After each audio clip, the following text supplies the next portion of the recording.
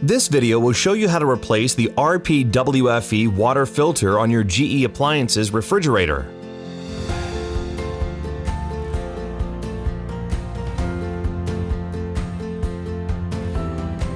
Please note, there's no need to shut off the water in your house before replacing the filter. Please review the installation instructions before beginning. The RPWFE water filter has been redesigned, but it's still the same quality filter you'd expect from GE Appliances. You should replace your water filter every 6 months or when you notice a decrease in water flow. Touchscreen model refrigerators will display a filter status message when the filter needs replacing, while non-touchscreen models will display a filter indicator light. To locate the filter, look inside the refrigerator in the upper left corner. Some refrigerators have the filter inside the left door. If your filter is located inside the refrigerator, begin by placing a small towel underneath the filter door to capture any dripping water when removing the old cartridge. Now, swing the old filter all the way to the right until it stops. The filter will not release until it is in this position.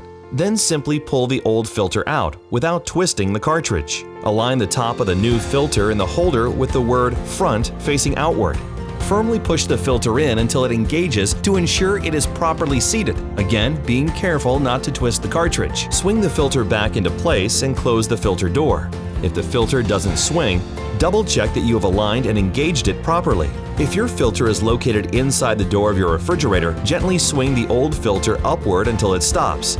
Then, pull the filter downward without twisting. Align the notches on top of the new filter with the filter head and firmly press inward until it engages. Now, swing the new filter back into place. Again, do not twist the cartridge. Next, you'll need to purge any air from the water system.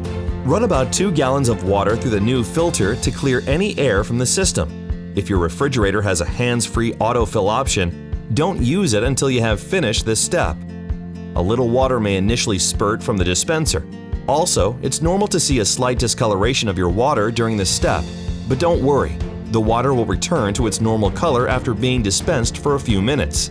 You'll need to reset the filter status message on non-touchscreen models. Some touchscreen models will automatically reset the filter status when the filter is replaced.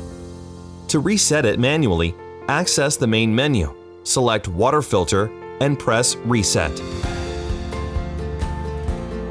Now you are ready to enjoy fresher, cleaner filtered water and ice from your GE Appliances refrigerator.